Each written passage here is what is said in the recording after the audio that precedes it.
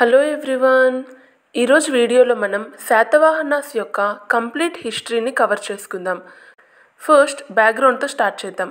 232 బీసీలో అశోక మరణించారు. ఆయన తర్వాత వచ్చిన సక్సెసర్స్ అందరూ చాలా వీక్గా ఉండేవాళ్ళు. అలాంటి పరిస్థితుల్లో మౌర్యన్ ఎంపైర్ 2 పార్ట్స్గా డివైడ్ అయిపోయింది. Western part and eastern part. Western పార్ట్ని కునాలా రూల్ చేసేవాడు అండ్ ఈస్టర్న్ పార్ట్ని దశరథ రూల్ చేసేవాడు. కానీ మౌర్యన్ ఎంపైర్ యొక్క వెస్టర్న్ పార్ట్పై ఎప్పుడూ నార్త్ వెస్ట్ నుంచి ఫారెన్ ఇన్వేషన్స్ జరుగుతూ ఉండేవి. కొంతకాలానికి ఈ ఏరియా మౌర్యన్స్ చేతుల్లోంచి చేజారిపోయింది. ఇక ఇటు ఈస్టర్న్ పార్ట్లోని దశరథ యొక్క సక్సెసర్స్ కూడా చాలా వీక్గా ఉండేవాళ్ళు. ఈ సిచ్యువేషన్ని అడ్వాంటేజ్గా తీసుకొని మౌర్యన్ ఎంపైర్లోని కొన్ని ప్రావిన్సెస్ తమని తాము ఇండిపెండెంట్గా డిక్లేర్ చేసుకోవడం స్టార్ట్ చేశారు. అలా ఇండిపెండెంట్గా డిక్లేర్ చేసుకున్న ప్రావిన్సెస్లోనే కళింగాస్ అండ్ శాతవాహనాస్ కూడా ఉన్నారు. మీరు ఇక్కడ మ్యాప్లో శాతవాహనాస్ యొక్క లొకేషన్ చూడండి. వీళ్ళు డెక్కన్ ఏరియాలో రూల్ చేస్తుండేవాళ్ళు. అసలు ఫస్ట్ డెక్కన్ ఏరియా అంటే ఏంటో తెలుసుకుందాం. ఈ మ్యాప్ చూడండి, ఇదే డెక్కన్ ఏరియా. దీనికి నార్త్లో వింధ్యా హిల్స్ ఉంటాయి. వెస్టర్న్ ఘాట్స్ దీనికి వెస్టర్న్ బౌండరీని ఫామ్ చేస్తాయి అండ్ ఈస్టర్న్ బౌండరీ వచ్చేసి eastern Ghats. So Vindhya hills, western Ghats and eastern Ghats మధ్య ఉన్న ట్రయాంగులర్ రీజియన్నే డెక్కన్ ఏరియా అని అంటారు. మీరు ఇక్కడ అబ్జర్వ్ చేస్తే నర్మదా రివర్ కూడా డెక్కన్ రీజియన్కి నార్దర్న్ బౌండరీగానే యాక్ట్ చేస్తుంది. సో ఈ డెక్కన్ రీజియన్లోనే శాతవాహనాస్ రూల్ చేస్తుండేవాళ్ళు. వీళ్ళని ఆంధ్రాస్ అని కూడా అంటారు. అశోక కూడా తన 13th రాక్ ఎడిక్ట్లో ఆంధ్రుల గురించి ప్రస్తావించాడు. అశోక తన ఇన్స్క్రిప్షన్స్లో ఆంధ్రాస్ని బార్డర్ పీపుల్ అని పేర్కొన్నాడు. ఆంధ్రులు కూడా దమ్మాని ఫాలో అవ్వడం స్టార్ట్ చేశారని ఈ ఇన్స్క్రిప్షన్లో చెప్పాడు. కానీ స్టార్టింగ్లో శాతవాహనాస్ యొక్క రూల్ మొత్తం డెక్కన్లో ఏం ఉండేది కాదు. వీళ్ళు యాక్చువల్లీ అప్పర్ గోదావరి వ్యాలీలో రూల్ చేస్తుండేవాళ్ళు. ఈ విషయం మనకి ఎర్లీగా ఉన్న శాతవాహనాస్ యొక్క కాయిన్స్ అండ్ ఇన్స్క్రిప్షన్స్ ద్వారా తెలిసింది. ఇన్ఫ్యాక్ట్ ఋగ్వేద యొక్క ఐత్రేయ బ్రాహ్మణలో ఆంధ్రులు అసలు ఫస్ట్ నార్త్ ఇండియాలోని యమునా నది చుట్టుపక్కల ఉండేవాళ్ళని రాస్తున్నారు. కానీ వీళ్ళు మైగ్రేట్ అవుతూ సౌత్ ఇండియాకి చేరుకున్నారు. సో ఆంధ్రాస్కి సంబంధించిన ఒక ఇన్ఫర్మేషన్ మనకి ఋగ్వేద నుంచి దొరికింది. ఇంకా అశోకన్ ఇన్స్క్రిప్షన్లో కూడా వీళ్ళ గురించి చెప్పున్నారు అని చూసాం. ఇక థర్డ్ ఇన్ఫర్మేషన్ మనకి పురాణాస్ నుంచి దొరికింది. ఈ పురాణాల్లో కూడా వీళ్ళని ఆంధ్రాస్ అనే అన్నారు. ఇన్ఫ్యాక్ట్ వీళ్ళకి సంబంధించి ఇక్కడ యూస్ చేసిన కరెక్ట్ టర్మ్ ఆంధ్రభృత్య. కొంతమంది హిస్టారియన్స్ ఆంధ్రభృత్యకి అర్థం సబార్డినేట్స్ ఆఫ్ మౌర్యన్స్ అని అంటారు. బికాస్ మౌర్యన్స్ వాళ్ళ సర్వెంట్స్ని భృత్య అని అనేవాళ్ళు. కానీ కొంతమంది హిస్టారియన్స్ ఆంధ్రభృత్య అనే పదానికి అర్థం సర్వెంట్స్ ఆఫ్ ఆంధ్రాస్ అని చెప్తారు. అంటే వీళ్ళు ఆంధ్ర రీజియన్ని సర్వ్ చేస్తారు అని అర్థం. మేబీ వీళ్ళు ఆంధ్ర రీజియన్ని రూల్ చేస్తూ ఆంధ్ర ప్రజల సేవకులం అని చెప్పుకొని ఉండొచ్చు కదా. అసలు ఏ పురాణాలు ఆంధ్రులకి సంబంధించిన డీటెయిల్స్ని ప్రొవైడ్ చేశాయి? వాయుపురాణ్, మత్స్యపురాణ్, బ్రహ్మాండ పురాణ్. వాయుపురాణ్లో ఆంధ్రాస్ ఈ రీజియన్లో అరౌండ్ 300 years రూల్ చేశారు అని రాసింది. ఇంకా మత్స్యపురాణ్ and Brahmanda పురాణ్లో Andhra's around 400 years వరకు రూల్ చేశారు అని చెప్పారు. ఎన్ని సంవత్సరాలు పాలించారు అనే ఇన్ఫర్మేషన్లోనే కాదు, ఎంతమంది రాజులు ఉన్నారు అనే దాని గురించి కూడా ఈ వాయు, మత్స్య, బ్రహ్మాండ పురాణాల్లో భిన్నాభిప్రాయాలు ఉన్నాయి. కానీ హిస్టారియన్స్ అందరూ వీళ్ళకి సంబంధించి ఒక్క విషయంలో మటుకు ఏకాభిప్రాయంతో ఉండేవాళ్ళు. అదేంటంటే శాతవాహనులు మౌర్యుల యొక్క సబార్డినేట్స్ అండ్ వీళ్ళు ఇనీషియల్గా ఆంధ్ర రీజియన్ని రూల్ చేస్తుండేవారు అని. కానీ వీళ్ళ రూల్ ఎప్పుడు స్టార్ట్ అయింది అన్న విషయంపై ఎలాంటి కాంక్రీట్ డీటెయిల్ లేదు. కొద్దిమంది హిస్టారియన్స్ వీళ్ళ రూల్ 271 బీసీలో స్టార్ట్ అయిందని చెప్తే, కొంతమంది ఏమో 30 బీసీలో స్టార్ట్ అయింది అని చెప్తారు. కానీ వీళ్ళ రూల్ యొక్క ఎండ్ డేట్ని మటుకు 220 AD అనే చెప్తారు. అంటే వీళ్ళు ఆల్మోస్ట్ 150 నుంచి 450 years వరకు డెక్కన్ రీజియన్ని రూల్ చేశారు. స్టార్టింగ్లో వీళ్ళు ఆంధ్ర రీజియన్ని మాత్రమే పాలించేవాళ్ళు. కానీ స్లోలీ అప్పర్ డెక్కన్ ఏరియా వైపు కూడా షిఫ్ట్ అవ్వడం స్టార్ట్ చేశారు. ఎప్పుడైతే మౌర్యన్ ఎంపైర్ వీక్ అవ్వడం స్టార్ట్ అయిందో అప్పుడు శాతవాహనాస్ వాళ్ళు ఇండిపెండెంట్గా డిక్లేర్ చేసుకున్నారు. ప్రతిష్టానపురాన్ని క్యాపిటల్గా చేసుకొని పరిపాలన స్టార్ట్ చేశారు. దీన్నే పైథాన్ అని కూడా అంటారు. మౌర్యన్స్ తర్వాత అటు గ్యాంగటిక్ వ్యాలీలో శుంగాస్ యొక్క రూల్ స్టార్ట్ అయింది. వాళ్ళ తర్వాత కాన్వాస్ పిక్చర్లోకి వచ్చారు. శాతవాహనాస్ 1st century బీసీలో కాన్వాస్ని ఓడించారని కూడా చెప్తారు. ఈ ఇన్ఫర్మేషన్ మనకి శాతవాహనాస్ యొక్క ఎర్లీ ఇన్స్క్రిప్షన్స్ నుంచి దొరుకుతుంది.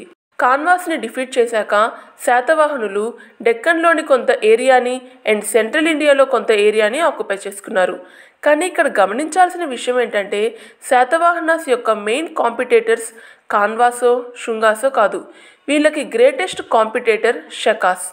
షకాస్ అప్పర్ డెక్కన్ అండ్ వెస్టర్న్ ఇండియాలో వాళ్ళ పవర్ని ఎస్టాబ్లిష్ చేసుకున్నారు. షకాస్ శాతవాహనాస్ని ఓడించి మహారాష్ట్ర అండ్ వెస్టర్న్ ఇండియాని వాళ్ళ కంట్రోల్లోకి తెచ్చుకున్న సందర్భం కూడా ఒకటి ఉంది. ఈ అటాక్ వల్లే శాతవాహనాస్ అప్పర్ డెక్కన్ రీజియన్ని వదిలిళ్లాల్సి వచ్చింది. కానీ తర్వాత గ్రేటెస్ట్ శాతవాహన రూలర్ అని చెప్పబడే గౌతమిపుత్ర శాతకర్ణి షకా రూలర్స్ని ఓడించి వాళ్ళు పోగొట్టుకున్న టెరిటరీస్ అన్నింటినీ తిరిగి పొందాడు.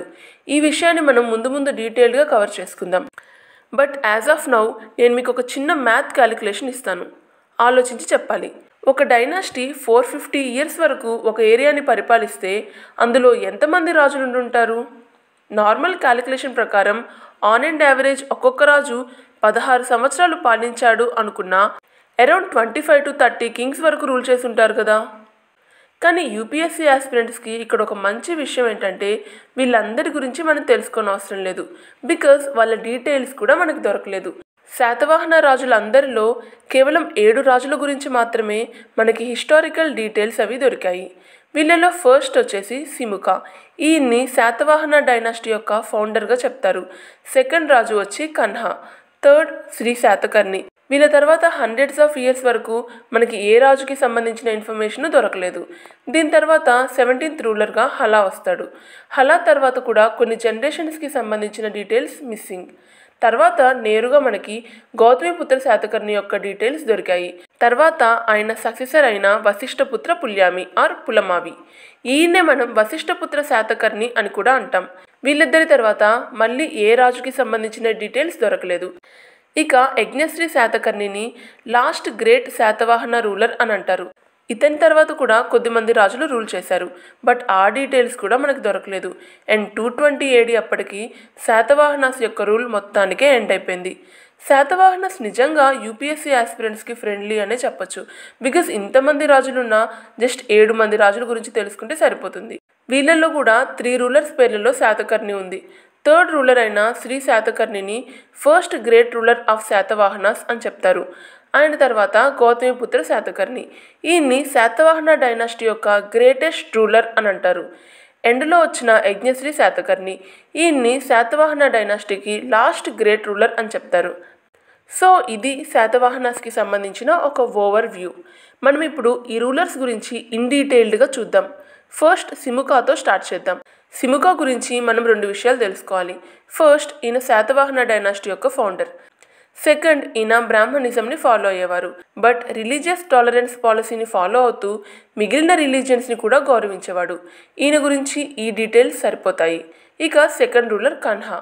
ఈయన శాతవాహనాస్ యొక్క టెరిటరీని వెస్ట్లో నాసిక్ వరకు ఎక్స్టెండ్ చేశాడని చెప్తారు. And third ruler Shri Satakarni. ఈయన్ని శాతవాహనాస్ అందరిలోకి ఫస్ట్ గ్రేట్ రూలర్ అని చెప్తారు, బికాజ్ ఈయన శాతవాహనాస్ యొక్క భూభాగాన్ని చాలా దూరం వరకు విస్తరించాడు. ఆల్మోస్ట్ వెస్ట్లో మాల్వా అండ్ బేరార్ వరకు ఈయన తన టెరిటరీని ఎక్స్టెండ్ చేశాడు. బేరార్ని ప్రజెంట్ విదర్భ అనే పేరుతో పిలుస్తాం. ఇది మహారాష్ట్ర యొక్క ఈస్టర్న్ రీజియన్లో ఉంది. ఈ రీజియన్స్ అన్నింటినీ ఆక్యుపై చేశాక ఈయన అశ్వమేధ యాగాన్ని జరిపించాడు. ఈయన ద్వారా చేయబడిన ఈ టెరిటోరియల్ ఎక్స్పాన్షన్స్ని మనం నానాఘట్ ఇన్స్క్రిప్షన్స్లో చూడొచ్చు. నానాఘట్ అనేది బేసిక్గా వెస్టర్న్ ఘాట్స్లో ఉన్న ఒక పాస్. ఇక్కడ ఈ ఇన్స్క్రిప్షన్స్ని శ్రీ శాతకర్ణి యొక్క భార్య నగానిక ఇన్స్క్రైబ్ చేపించింది. ఈ ఇన్స్క్రిప్షన్స్లో శాతకర్ణి 1 అంటే శ్రీ శాతకర్ణిని దక్షిణ పతాపతి అనే పేరుతో పిలిచారు. దక్షిణ పతాపతి అంటే లార్డ్ ఆఫ్ దక్షిణపాత, దక్షిణపాతకి అధిపతి అని అర్థం. ఇంకా ఈ నానాఘట్ ఇన్స్క్రిప్షన్స్లో శ్రీ శాతకర్ణి యొక్క టెరిటరీస్ అండ్ అతను ఎక్వైర్ చేసుకున్న టెరిటరీస్ అన్నింటి పేర్లని మెన్షన్ చేశారు. అవే అకారా అంటే అప్పర్ నర్మదా వ్యాలీ, అనుప అంటే లోయర్ నర్మదా వ్యాలీ, అనార్త అంటే విదర్భ రీజియన్. మనం ఆల్రెడీ బేరార్ కూడా విదర్భ రీజియన్లో పార్టే అని చూసాం. ఇవే కాదు, ఇంకా కొన్ని ఇంపార్టెంట్ రీజియన్స్ లైక్ అపరాంత అంటే అప్పర్ కొంకన్ కోస్ట్, సౌరాష్ట్ర అంటే గుజరాత్ రీజియన్ అండ్ కచ్ గుజరాత్లోని కచ్ రీజియన్, మాల్వా అండ్ రాజస్థాన్ యొక్క డెజర్ట్ రీజియన్ అయిన మరు, వీటన్నింటిలో శ్రీ శాతకర్ణి శాతవాహన రూల్ ఎస్టాబ్లిష్ చేశాడని చెప్తారు. అందుకేనేమో ఈయన్ని శాతవాహనాస్ యొక్క ఫస్ట్ గ్రేట్ రూలర్ అంటారు. మనం ఈయన మొత్తం కెరియర్ని సమరైజ్ చేస్తే శ్రీ శాతకర్ణి తన రీజియన్ని ఎక్స్టెండ్ చేస్తూ వెస్టర్న్ మాల్వా అండ్ బేరార్ని కూడా శాతవాహన ఎంపైర్లో భాగం చేశాడు. తర్వాత ఈయన అశ్వమేధ యజ్ఞాన్ని కూడా జరిపించాడు. శ్రీ శాతకర్ణి యొక్క భార్య నగానిక నానాఘాట్ ఇన్స్క్రిప్షన్స్ని ఇన్స్క్రైబ్ చేపించారు. ఇతని తర్వాత వచ్చిన చాలామంది రూలర్స్ యొక్క డీటెయిల్స్ని హిస్టారియన్స్ తెలుసుకోలేకపోయారు. బికాస్ వాళ్ళకి సంబంధించిన ఎలాంటి ఇన్స్క్రిప్షన్స్ కానీ కాయిన్స్ కానీ లిటరరీ సోర్సెస్ కానీ అవైలబుల్లో లేవు. ఇక డైరెక్ట్గా 17th శాతవాహన రూలర్ అయిన హలా దగ్గరికి వద్దాం. ఈయన ఒక బుక్ రాస్తున్నాడు. దీనివల్లే ఇతని గురించైనా తెలుసుకోగలిగాం. ఆ బుక్ పేరు గాథా సప్తశతి. దీన్నే సప్తసి అని కూడా అంటారు. దీన్ని హలా పైశాచి ప్రాకృతి లాంగ్వేజ్లో రాశారు. ఇందులో మొత్తం 700 ఇరోటిక్ వర్సెస్ ఉన్నాయి. హలా 20 AD నుంచి 24 AD వరకు రూల్ చేశారు. ఇతని తర్వాత డైరెక్ట్గా గౌతమిపుత్ర శాతకర్ణి డీటెయిల్స్ దొరికాయి. ఈయన 106 AD నుంచి 130 AD వరకు రూల్ చేశారు. అంటే ఆల్మోస్ట్ 24 years. గౌతమిపుత్ర శాతకర్ణిని శాతవాహన డైనాసిటీ యొక్క గ్రేటెస్ట్ రూలర్గా చెప్తారు. ఈయన తన రూలింగ్ టైంలో నహాపనాని ఓడించాడు. నహాపన ఒక వెస్టర్న్ సత్రప్. ఈయన నాసిక్ రీజియన్ ఆ చుట్టుపక్కల రూల్ చేస్తుండేవాడు. మనం ఈయన్ని వెస్టర్న్ సత్రప్ అన్నాం. అంటే ఈయన ఒక శక అని ఆల్రెడీ మీకు అర్థమైపోయి ఉంటుంది. శాతకర్ణి కేవలం నహాపనానే కాదు, అతని మొత్తం వంశాన్నే అంతం చేశాడు. గౌతమిపుత్ర శాతకర్ణి యొక్క ఈ విజయాన్ని ఒక రిమార్కబుల్ విక్టరీగా చెప్తారు. గౌతమిపుత్ర శాతకర్ణి నహాపనాన్ని ఓడించాడన్న సంగతి మనకెలా తెలిసింది? సో ఇక్కడ విషయం ఏంటంటే నాసిక్ రీజియన్కి చుట్టుపక్కల ఆల్మోస్ట్ 8000 సిల్వర్ కాయిన్స్ దొరికాయి.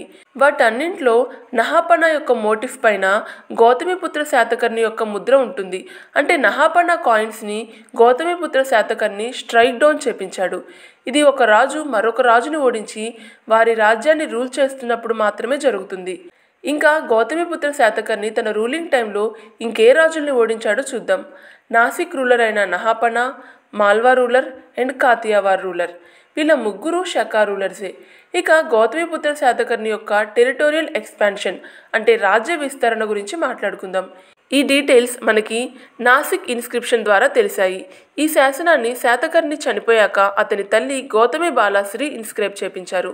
ఈ నాసిక్ ఇన్స్క్రిప్షన్లో శాతకర్ణి మొత్తం డెక్కన్ రీజియన్ని క్యాప్చర్ చేశాడని, మాల్వా అండ్ సౌరాష్ట్ర వరకు తన ఎంపైర్ని ఎక్స్టెండ్ చేశాడని రాశారు. అతని రాజ్యానికి సదరన్ బౌండరీ కృష్ణానది వరకు ఉండేదంట.